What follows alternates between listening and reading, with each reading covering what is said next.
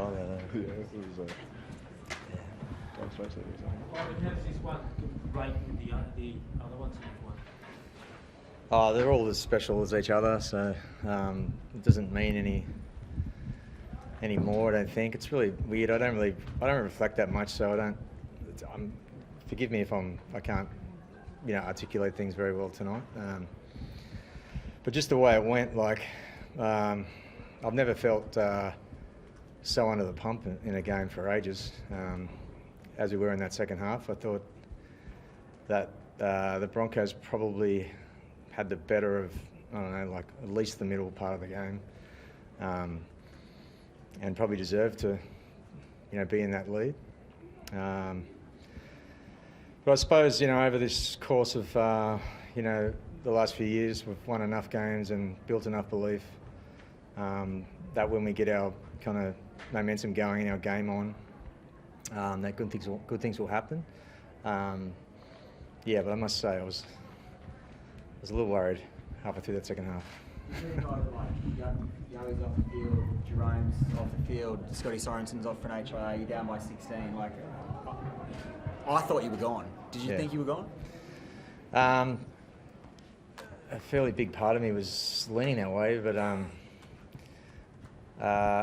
one thing I would never doubt was these boys' ability to keep fighting. And it's just it's just one of those games where you get one back and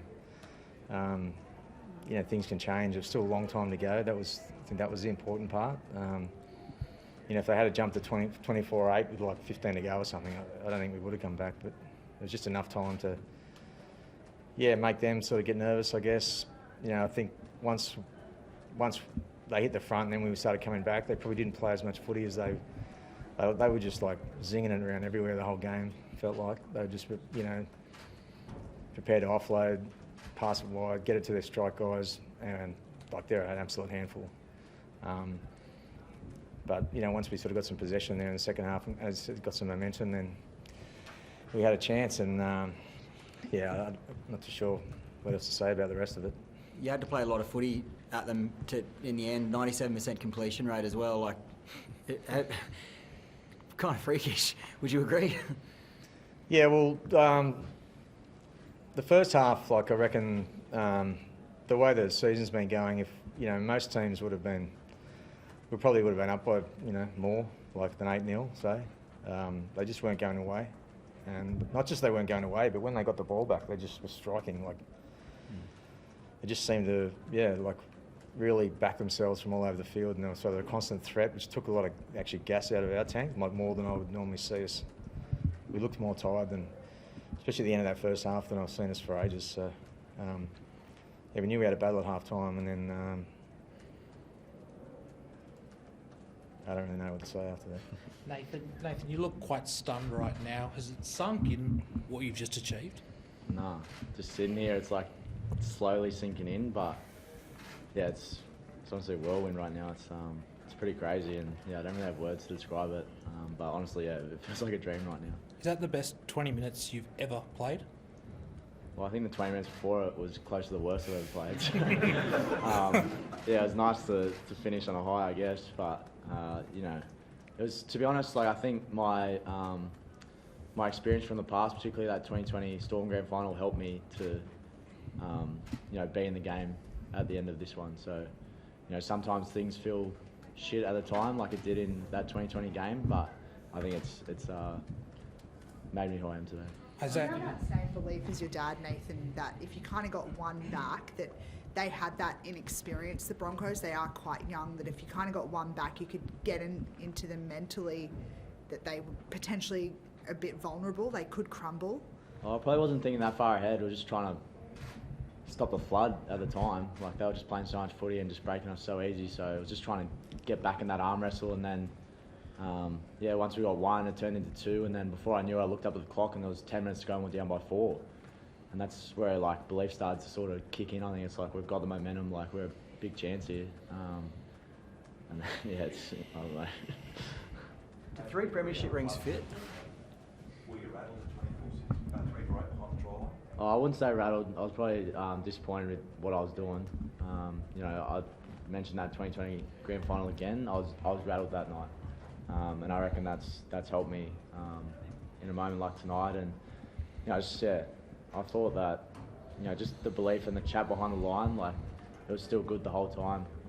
No matter who was going off, obviously lost Yeo, leader, and Romy, and but I got to give a massive rap to Cogs as well. He unlocked me when he came on. He was communicating well, and he was getting me to see things and play footy, and we were just sort of following each other around. And he was a big part of why we won. When you just touched on it then, when Romy and Yeo went off in very quick succession, did you kind of have I guess what was your reaction to that at the time, and did you kind of have a moment where you thought, it's going to be me who's going to have to take control of things and make it happen? A little bit. I kind of wanted to do that anyway, considering the way I started that second half, which was pretty poor. And then, once Yeo and Romy went off, it was sort of, it kind of felt like a free shot, to be honest. Like, we just had nothing to lose. We're in a grand final, may as well play. And that's why I give credit to Cogs. He came on with that mentality, and he just helped me get into the game and unlocked me, to be honest. How do you feel, Isaah? You a bit stunned over there? Yeah, just pumped. Just taking the whole thing in. It's just dire straits there after Mam's third, and then as I was sort of going off my HIA, I was just going, this is just a nightmare. Like, looking up at the scoreline, knowing I can't do anything about it for 10 or 15 minutes, and come back on and giving ourselves a red hot crack there, and then Nath, strolls over. Just so proud of the boys, and just never out of the fight. It was looking like things were not real good there, but like Nate said, like the talk was always pretty positive. Like, maybe not on our faces, but like the actual words were positive. But can't believe it.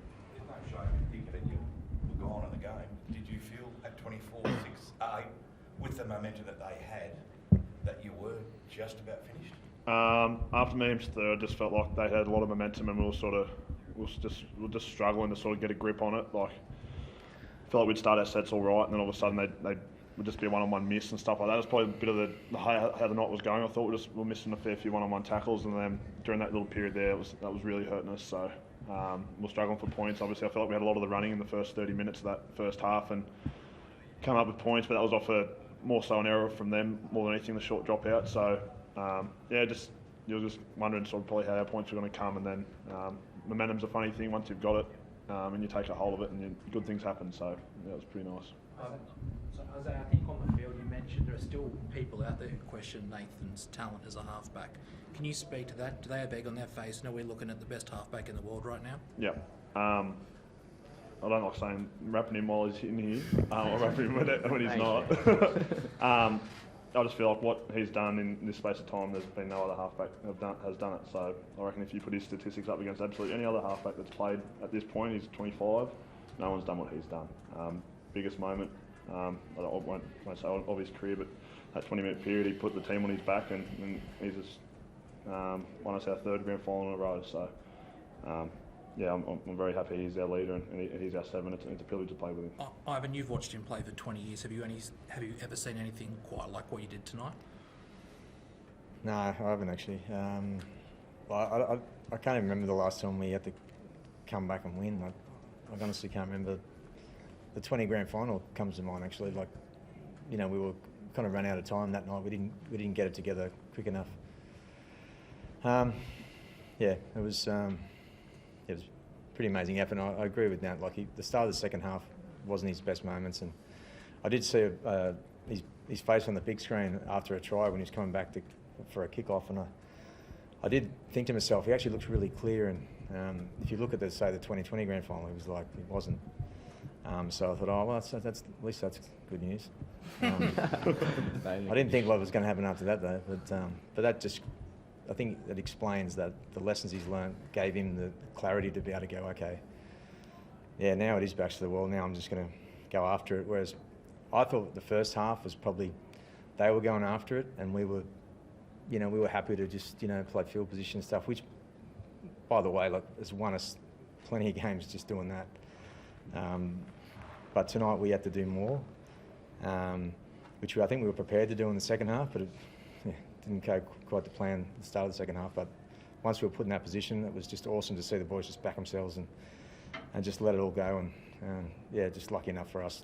Obviously could have gone either way, but it was, the light was shining on us tonight. So Nathan, it was pretty chaotic out there. Like, was there a moment in that 20-minute period where something clicked for you, or you like, did you have some sort of thought out there where you just stepped it up? After they went to 24-8, probably behind the line, I was sort of like, I got nothing to lose. I need to take it on. And then when Yoey and Romy went off and Cogs came on, that was probably a flick for me as well. Just to just follow the ball around and try to do something.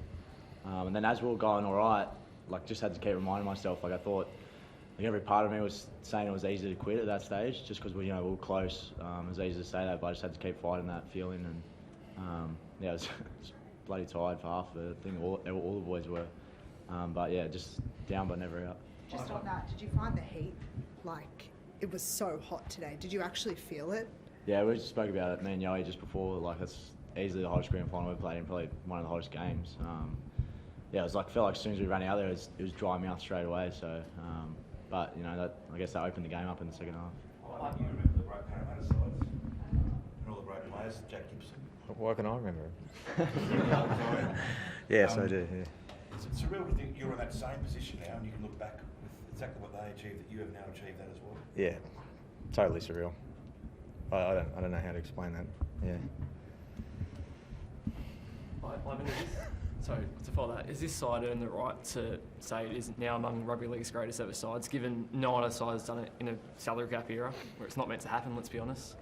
Yeah, well, I guess obviously that great Parramatta side, but that wasn't actually the NRL era as well. Like things were different. It was just pretty much the Sydney comp back then. So, not taking anything away from what they did, obviously. Yeah, I mean, look, we're not here to, try and explain where we sit in history. I think we'll be able to reflect in the next few days on. It's been a pretty remarkable achievement, and we're super proud of it. You said on the broadcast, we just think the start. You mean like 4 in a row, 5 in a row? Well, yeah, I think the best thing about going 3 in a row is it gives you the opportunity to go 4. So, I don't know. It's something that Dad's spoken about a lot, but it's just a journey with, it's not a destination. Just got to keep going and enjoying the ride. And I know that winning's a lot more fun than losing, so why not? So what you're saying is you want a whole handful of rings? It'd be nice, but we'll see what happens. Honestly, it's an enjoyable group to be a part of. Everyone is allowed to be themselves. It's fun, and that's how it should be. We grew up loving playing rugby league, and now we get the opportunity to do it on the biggest stage, on the biggest nights, and yeah, it's pretty special. I think you mentioned remarkable achievement earlier. Just a word on Stephen Crichton. Tries in 4 straight grand finals. I know he's going, but he also kicked the goal, which kind of proved the difference in the end. Just a word on his contribution to this club. Oh, yeah, immense. Yeah, Critter's been a huge part of our team. Starting as a skinny, talented kid in 2019, he pretty much wasn't even training with us. Came and debuted on the same night as Spencer Leniu and Matt Burton. Which was pretty cool, and then he's hardly missed a game, honestly. I can't even remember him missing a game. And he's just grown into not physically imposing, but he just seems to always be able to put his stamp on the game just at the right time, and he did it again tonight. So I didn't want to think about him leaving.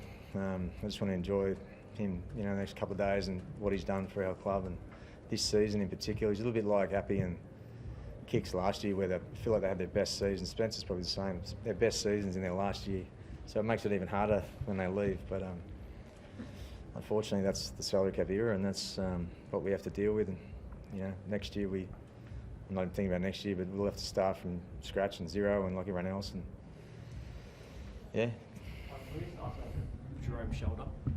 Did it go out again, or what was the story there? Oh, I don't know, but at half time he really didn't have much power at all. So, classic Romy, he just says, trust me, man. And so, okay, I will. But we sort of always already told Cogs, mate, just be ready to go at any time. And Cogs has been, as Nat said, he's been unbelievable. He's done that the whole year in different circumstances, and it's not easy, especially if you're a halfback and you play 80 minutes, you start, and you get all the reps during the week, and he hasn't been getting that. Yeah, extraordinary, and a young man who certainly deserves it, and we're going to miss him as well. Ivan, there was so much talk about Reece Walsh in the lead up to the game. I know he set up that third try for Ezra Mann, but how did you do the job on him you did tonight? Oh man, I thought he was pretty electric. I wasn't happy when he was getting the ball because I was worried. But you know, like most of the time, if you play well and you know control the ball and get him in positions where you want, then you limit those guys, which I think we limited, but he did some good stuff as well. So yeah, it's scary what the Broncos can get themselves to in the future. So anyway, I'm not going to worry about that tonight. Ivan, when you came back to this club, you signed a 5-year deal. Tonight's 5 years since you came back. Did you imagine that this team would be able to achieve in your wildest dreams what they have? 4 grand finals, 3 premierships? Well, for starters, I definitely dreamt of good things. You know, we wanted to become a team that was consistent, reliable, something that our fans could be proud of. We definitely made a decision to that winning was, you know, we had to win. I mean, that sounds obvious, but, you know, we sort of just tried to create that type of environment where anything else was not acceptable. I thought we had the team to be, and the system and the pathways to be able to do that. It wasn't too good early doors. But no, I could never have thought that we would play 4 grand finals and win 3 comps. No. But I'll take it. Thanks, guys. Cheers, guys. Thank you. Unbelievable.